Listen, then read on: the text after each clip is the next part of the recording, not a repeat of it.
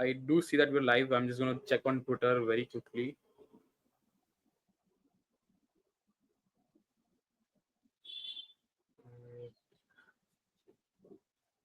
Yep. Awesome.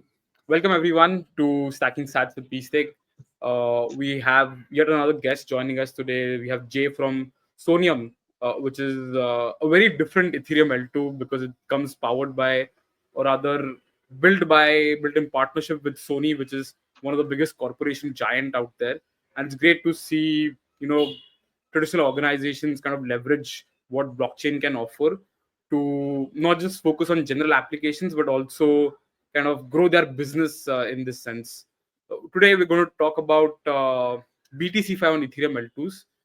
If you've been living under a rock, the biggest conversation on crypto Twitter right now is whether Ethereum should have L2s, whether Ethereum should tax L2s, how should L2s kind of scale Ethereum, what is Ethereum aligned or not.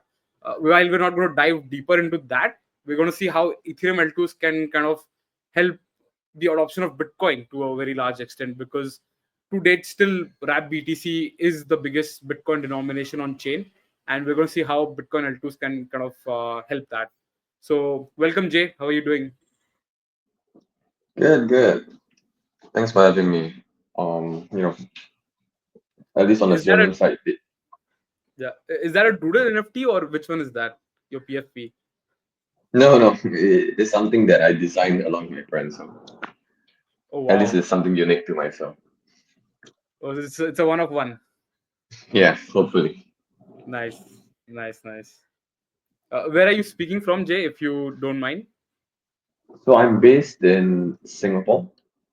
Maybe just a brief introduction about myself. I'm Jay, one of the BD leads for DeFi at Soneium. Have been actively involved in the crypto space for the past 4 years. My journey kind of began as a community member when I was contributing to one of the perpetual exchanges on Arbitrum. I then spent 3 years there as like head of BD before transitioning my role as the first APEC BD hire for one of the Bitcoin L2 projects. So pretty familiar with the Bitcoin ecosystem myself. In my current role at Soneium, I mainly focus on partnering with DeFi protocols for their integration onto the platform, and also work on facilitating some of the liquidity provision to these protocols, and working on incentive campaigns aiming to foster like a thriving and also a sustainable DeFi ecosystem on Sonia.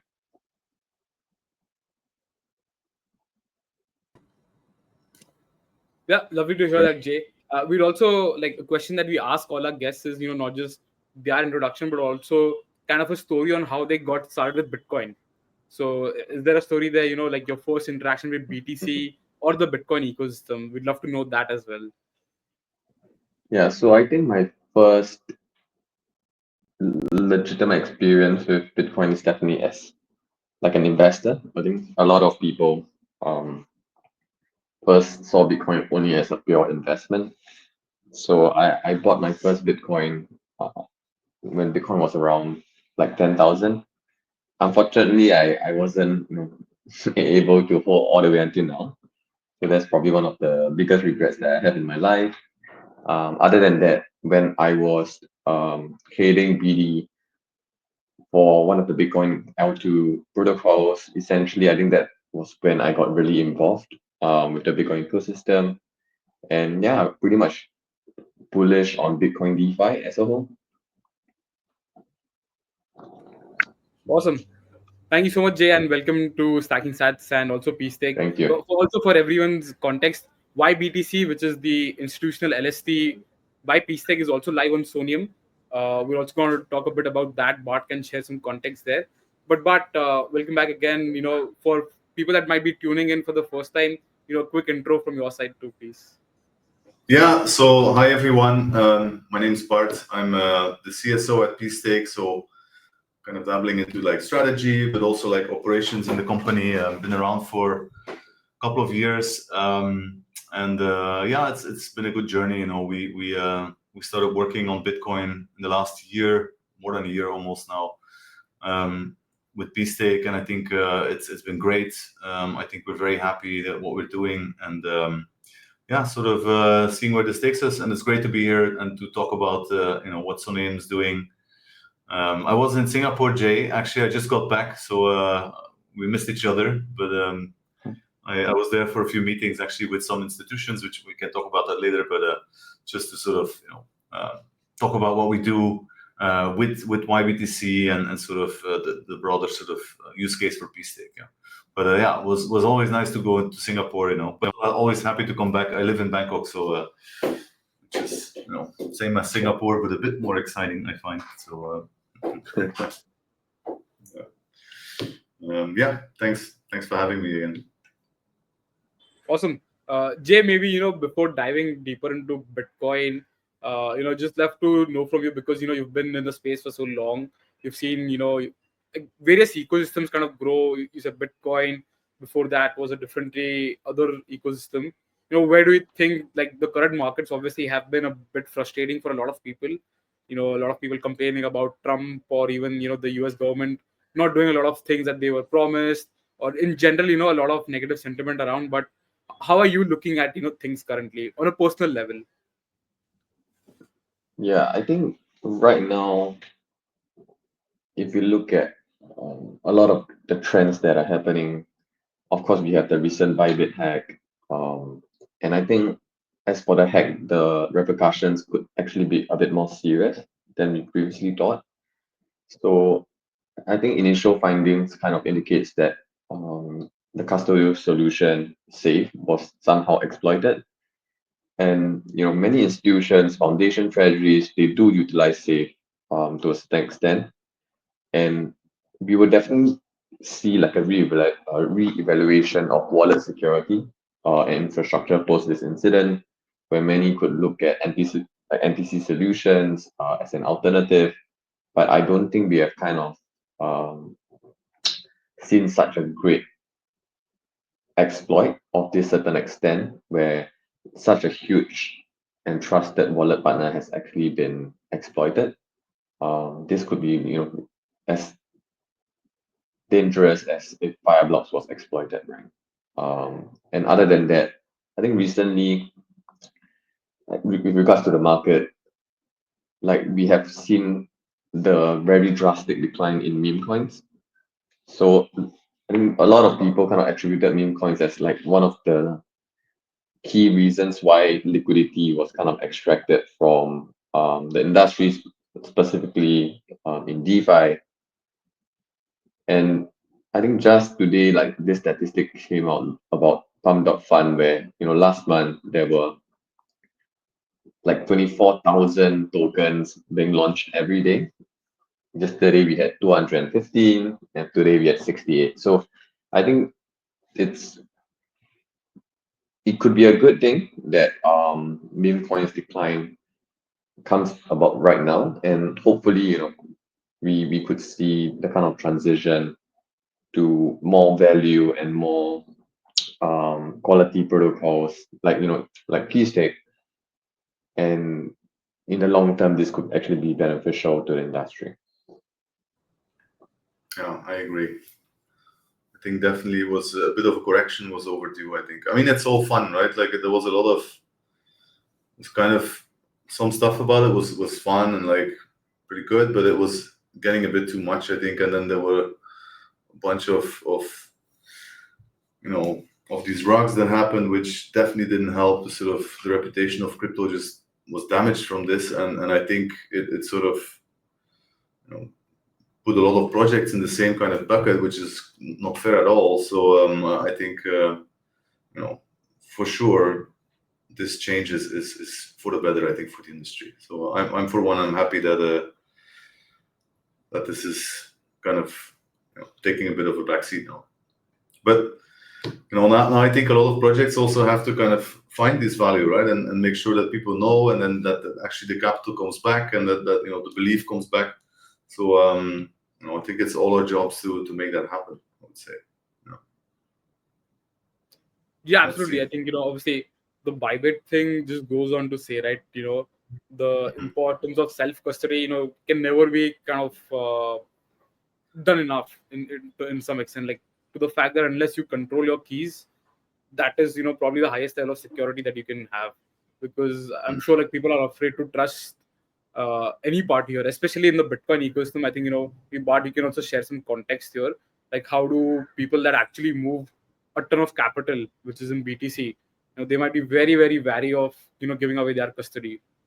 Yeah, 100%. So like all the conversations that we've had, obviously the value prop of pSTAKE is where we allow sort of, whether it's regular users or institutions, we help them to stake into Babylon, and we give them the option of sort of using a custodian, which is ours, like kind of in the middle. But the vast majority of institutions, they don't want to do that. They want to sort of keep their Bitcoin in their own wallet and do, like we call it self-staking, where we just help them to stake the assets into Babylon. And then we create a mechanism where we create an LST against that.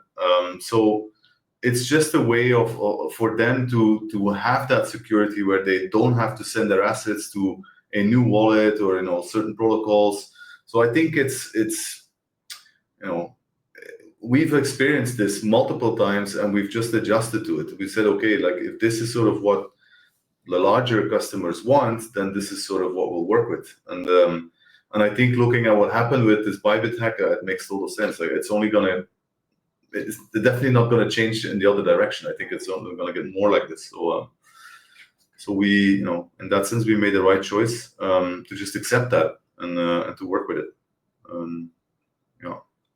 Yeah, that's true, because I feel obviously there are multiple takes on if Pum.Fun was net positive for the space or net negative for the space.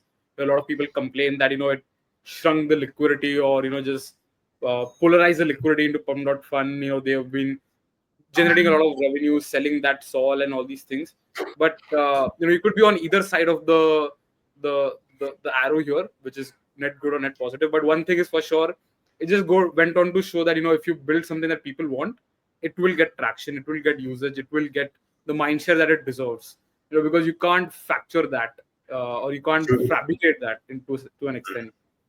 So I think that's pretty simple for pSTAKE, for Soneium as well. Like we'll come to that as well. Where does Soneium exactly fit in the whole landscape? But it's as simple as just build what people want, and everything else is kind of a subset of that. So Jay, about Soneium, we have obviously we have multiple Ethereum L2s that exist today. Soneium, I think, has a very unique proposition and unique positioning, I would say, rather, in the L2 space. So maybe you could talk a bit about that. Yeah, I think for those listeners who are not aware of Soneium, essentially Soneium, it's a L2 network built on top of Ethereum. It's developed by Sony Block Solutions Lab, which is actually a joint venture between Sony Group and Startale. So we are different in the sense that Soneium is actually designed for mainstream use. So we aim to enable DeFi, gaming, NFTs, entertainment, and this is gonna be uniquely positioned by leveraging the Sony Group's network and consumer touchpoints to drive adoption of Web3 and blockchain in general. So I think this collaboration with Sony is probably one of the rare collaborations that we have seen such a global enterprise to be heading their own layer 2 chain. So yeah, I think it's going to be really exciting, as we do have a lot of plans to kind of expand a lot of use cases on Web3, and see how we can tap that kind of collaboration that we have with Sony. So Sony do own like a trove of content across multiple divisions. Sony Pictures, Sony Music, Sony PlayStation, and all these can potentially be adopted to various Web3 services and use cases. But essentially, we do need to make sure that when we bring on all these capabilities onto a blockchain, we need to make sure that there's a real use case, and we shouldn't be just bring them on just because of the brand and things like that. That's actually quite true, because let's say we are seeing a lot of, for example, Story Protocol. I think has been one of the bigger launches this year. The whole proposition being IP, and with someone like Sony, you sit on, probably the biggest of grandeurs of IP in the world when it comes to Sony Pictures, like you said, Sony movies. There's so many things that happen around that, which could be a very big stream of kind of finding applications on the chain. Obviously, with PlayStation is the biggest gaming device or console in the world, and that could be an extension. Like we know in the past, Microsoft I think had tried something around Xbox, which didn't really materialize. But I feel with the scaling that we have today, with the appetite for people that we have today, and majorly the right regulation that seems to be coming about, maybe it just might be a matter of time when such things are on chain. For sure. I think it's great actually that you guys are, collaborations like this. That's really what the future should hold, right? Like where larger sort of enterprises sort of start to get involved and figure out ways where they can leverage, crypto or blockchain technology. So I can't wait when I can pay my game with some USDT. I can just sort of choose that option. Like that would be great. Yeah, it's exciting to see what you guys are gonna do. Yeah. We can put a bet on FIFA bot, and the winner pays in USDC, but through Sony's PlayStation. I think we can come up with a lot of ideas where this could work. Yeah. Yeah. Awesome. But actually, on the DeFi aspect, Jay, because that is also a big vertical that falls under Sony. Like if I'm not wrong, the Sony Corporation Yes. also has a bank to its extension. So is that directly going to have a role on Soneium, or that's also something in the future, or how are you kind of just starting DeFi on Soneium? So unfortunately, I can't share much about the future plans regarding the bank and things like that. But I think right now, at least for the Soneium DeFi landscape, essentially we already have a pretty vibrant DeFi ecosystem. So we do have a well mix of multi-chain and native protocols. Previously, we kind of announced that we had like a Soneium Spark program, which is our incubation program, and that actually attracted over 1,700 applications and really showcases the kind of talent and creativity within, specifically also the DeFi community, and that a lot of developers are hoping to build onto Soneium, which really highlights our bull case on Soneium DeFi. I think some of the DeFi winners that we have on Soneium include like Untitled Bank, Saki Finance, Wayfax, Sonex, Q Finance, Newell. So definitely, if the listeners would like to check them out, please do. In addition to some of the native protocols that we have, we also have a good mix of multi-chain protocols where we have the folks at Velodrome, QuickSwap, Solve, Stakestone, who are already live on Soneium. So together, these projects really create like a dynamic environment specific to Soneium DeFi, and I think this really makes Soneium like a go-to destination for both new and experienced users to try out DeFi, and also at the same time, if they are keen to try out the entertainment aspect of a blockchain, they can do so as well.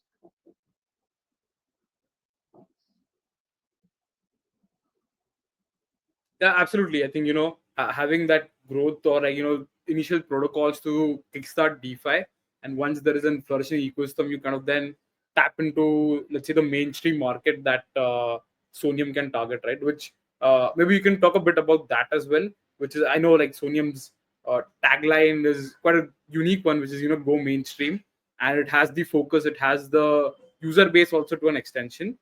But do you see a future where maybe there's an application on a mobile which has a savings product which is powered through, let's say, the Soneium network and caters to those users, which is essentially a savings account but on chain completely? Do you see this future coming true? For sure, I think given the level of innovation in DeFi, things like that are already happening on lending and borrowing protocols. It's just that we haven't seen like a really good user interface, especially on the mobile side, that can really operate as a mainstream savings account. So I think on the innovation side, credits to the entire DeFi community, we are already there. Just on the UI side, I think that is where, um, you know, at least for Soneium as a company, that's where we also try to target. Through the Web3 technology, we also hope to expand, not just DeFi, right? Like creators' potential to kind of strengthen engagement with fan communities, and that could involve, um, you know, having more seamless onboarding with regards to wallets, and we could add savings account to the mix there as well. And yeah, I think what we are trying to do here is really to make Web3 a lot more accessible and a lot simpler for the mainstream users, and that's why our vision and our motto is really to go mainstream.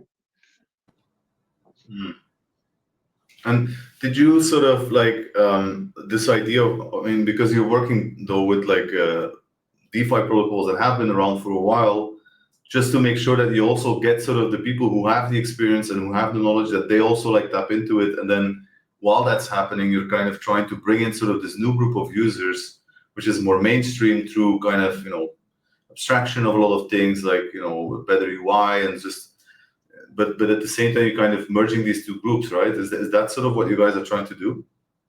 Yeah, Yeah. that's what we're trying to do. And I think this process does take some time. But I think slowly and surely, with the collaboration with Sony, I think this is definitely something that we want to achieve in the long run. Really, like within the company, like we are hoping to onboard like billions to Web3, and we hope that will be true soon. Yeah. Sounds very interesting. Amazing. I think. Yeah. Yeah. Like I a think question we've that I been. actually have, Right, Jay, right. like personally, it's a very interesting choice to build a L2 on Ethereum, right? Because Yeah. obviously there are some trade-offs. Wherein an L1 you control a lot of the things from sovereignty to decentralization to application, a bunch of things. And L2 kind of acts as an extension to Ethereum's alignment, Ethereum's branding, Ethereum's user base. So, any insights into why launch as an L2 compared to, let's say, a sovereign L1?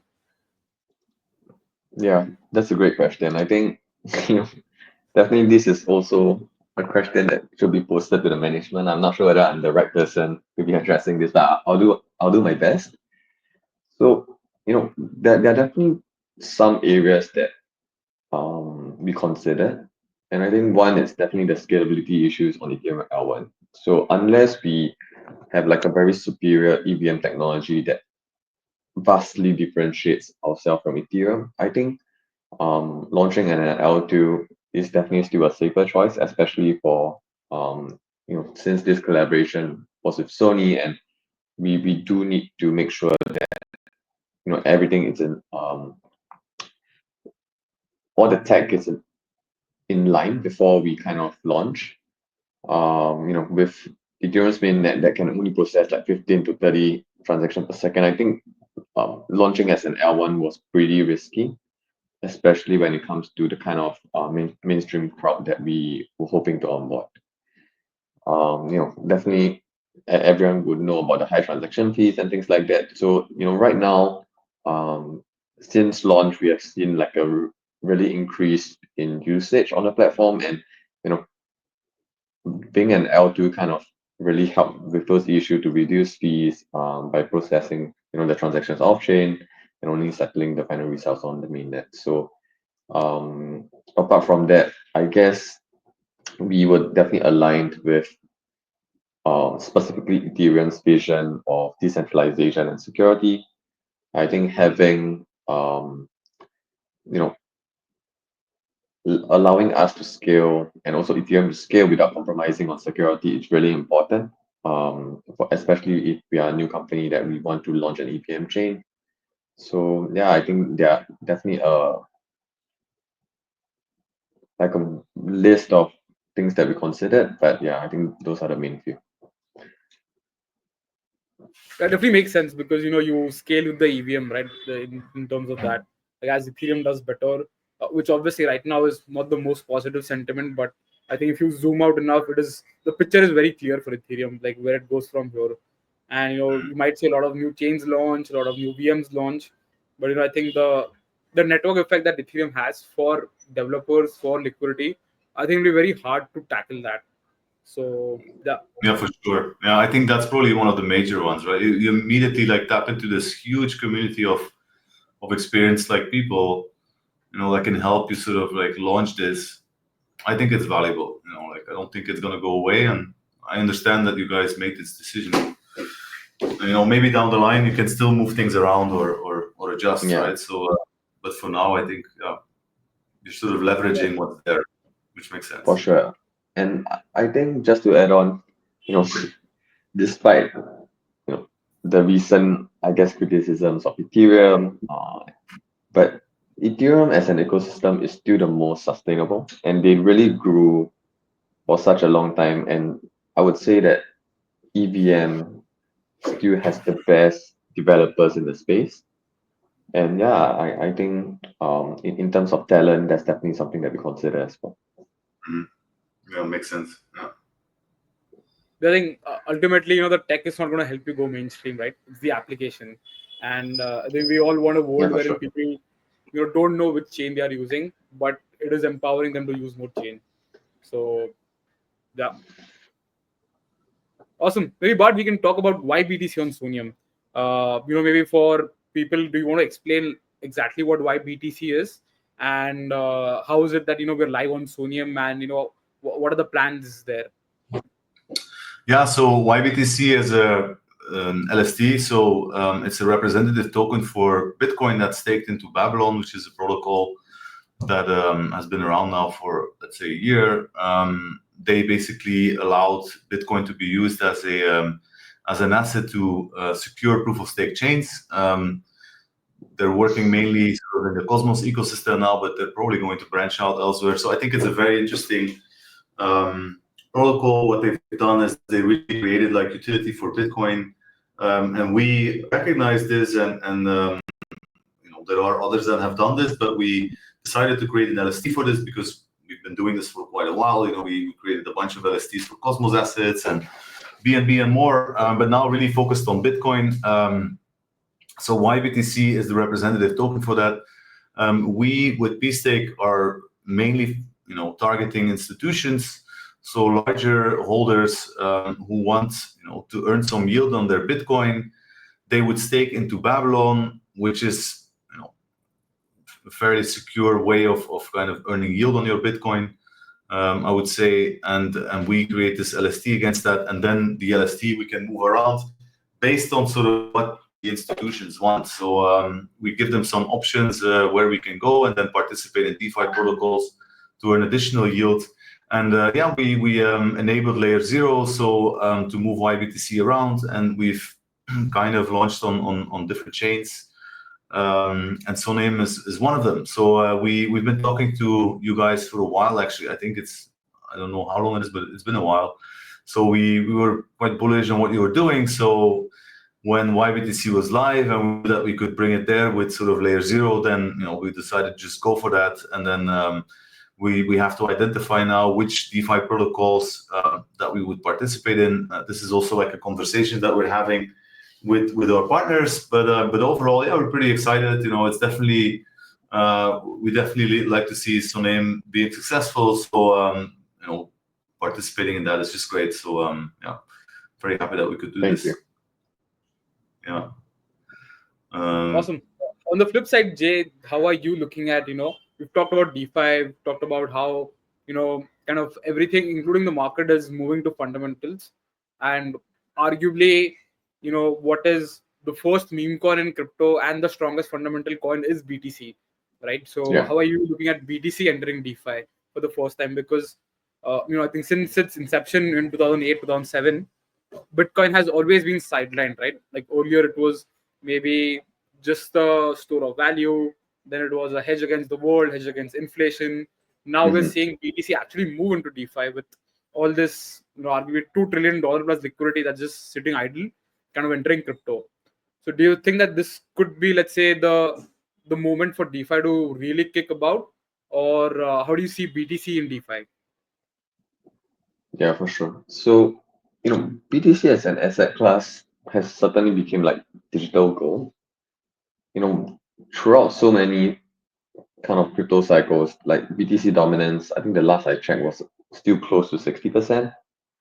And I think it is in the benefit of the entire industry if we see BTC having a lot more use cases, instead of, just like people just holding them on their wallets or doing some kind of liquid staking. But that um if BTC or the wrap version of it, including YBTC, WBTC, has a lot more use cases to it, I think that will bring like a lot of opportunities to DeFi.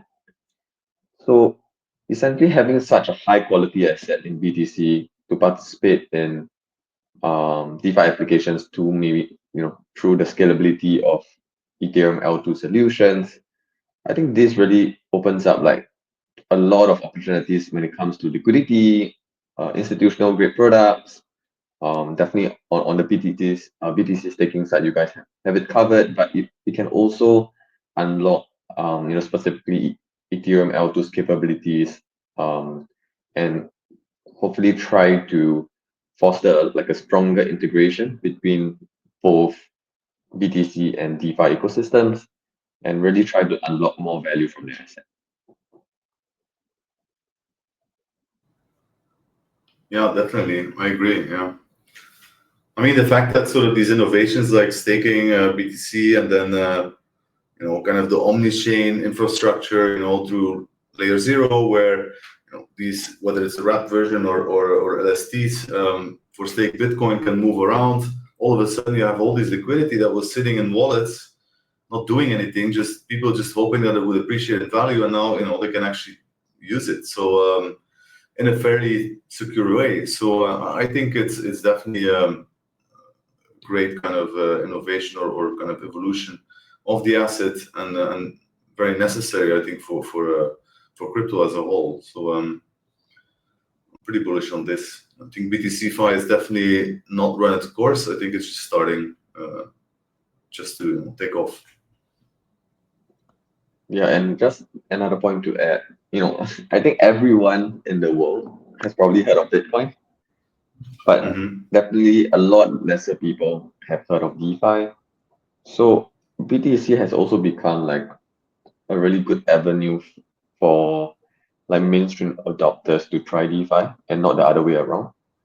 So yeah, I think BTC has become such a big brand, and really definitely having it to align well with DeFi ecosystem will really add like a new layer of utility to Bitcoin for one, but also, make it a lot easier for BTC holders to leverage their assets in the DeFi landscape, which would both benefit Bitcoin and DeFi.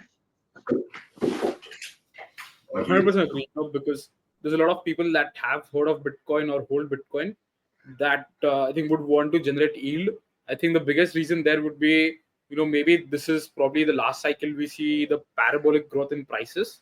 Like Bart said, like, people have been holding Bitcoin since forever. They've seen that appreciate. So maybe now that, things have become a lot institutionalized, we have ETFs for Bitcoin. So maybe these fluctuations in prices might not be as extreme. And, as that kind of broadens or shortens the margin for movement of prices, people will look to generate yield. So that's one aspect. And the second is, as we see the BTC supply shrink happen, people would want to get more and more BTC. Like we have a madman Michael Saylor just acquiring BTC every week, every other week, in billions of dollars. Once that Lego falls, it's just going to be a train of people just rushing to acquire BTC. So definitely going to be something that's kickstarts DeFi to a second extent. I would say, a lot of people call it Bitcoin Season 2, which is essentially when BTC gets actively used, and it's just starting about, which is great to see. For sure. Yeah. Awesome. Jay, maybe we can stop in a few minutes. A few last things to discuss.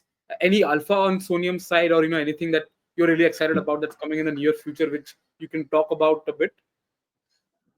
Yeah, so right now, we do have a campaign and then lined up. So it's called the A-Star Contributions or Program. So this campaign, it's really designed to engage both users and developers. And what we're actually doing is also to expand the utility of A-Star, which is the native token of the A-Star network. So essentially, this will kind of help to establish a sustainable flywheel for A-Star token within the Soneium ecosystem.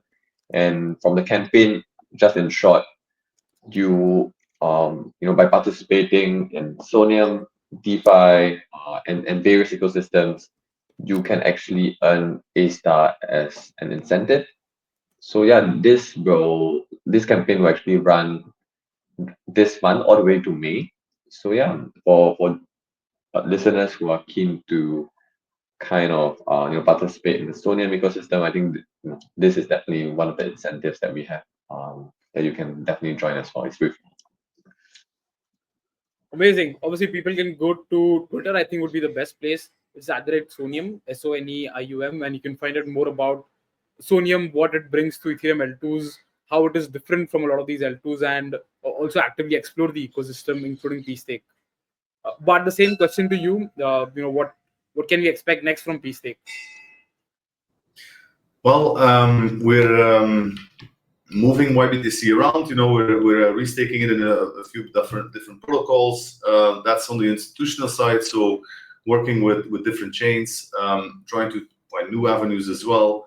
And then I think for pSTAKE staking, we're also expanding this or looking at expanding this, so utility for the token. So I think that's also pretty interesting what we're going to do with that. So yeah, so I think we're literally like doubling down on sort of the BTC staking product that we have, and then our own pSTAKE staking product. So really sort of creating like more avenues for both to add more value for people participating.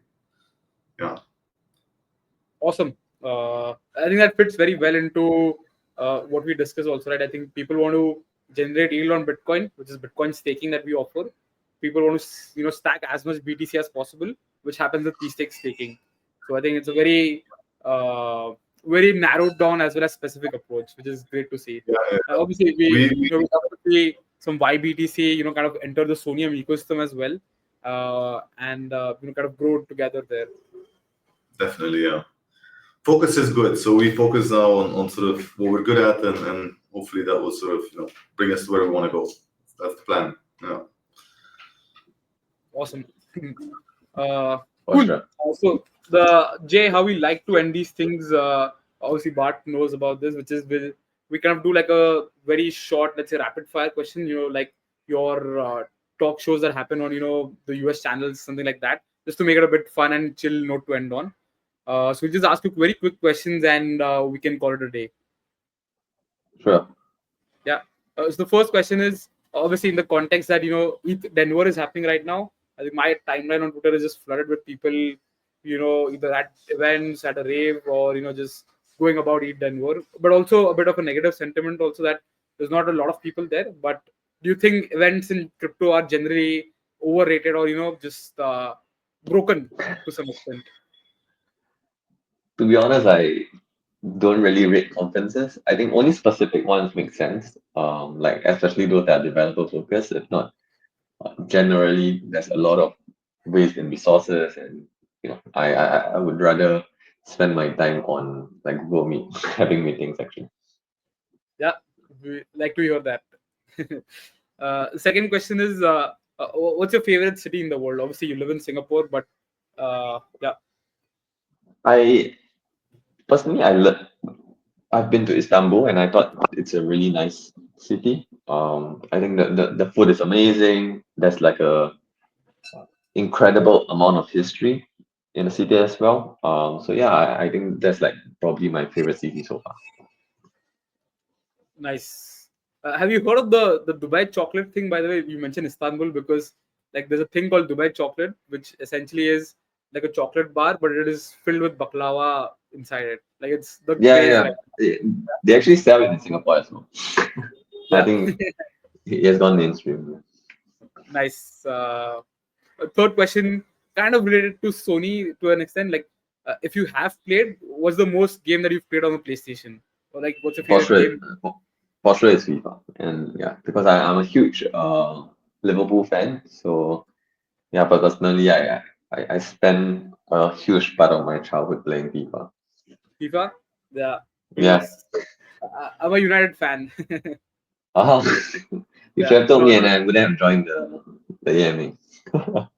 yeah, it was not the best look for us for a few years now. Well, obviously FIFA is a huge thing, right? And maybe that also ties to Soneium, like not Soneium, but let's say blockchain and off-chain computes to some extent. Like FIFA Ultimate Team, which is probably one of the biggest Yeah, in-game ways where people spend actual real money. If that kind of extends to an application like Soneium, it makes so much sense, right? Because things are so much easier to transact. You could transfer players between your teams, transact using a stable. So yeah, yeah. I have mixed You know, opinions about FUT, but it's been great. It's also been very frustrating. yeah. You have brought up a really good point. We do not need like everything to be on a blockchain, but in the case of FIFA, essentially, having like the marketplace to be on a blockchain where people can freely trade with each other, and earn fees out of it. I think it's a really cool concept for any game.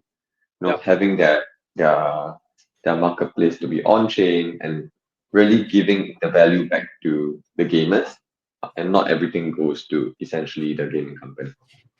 yeah, absolutely, man. Awesome. The final question: Do you think Satoshi is still out there? If yes, do you think he or she is active on crypto Twitter?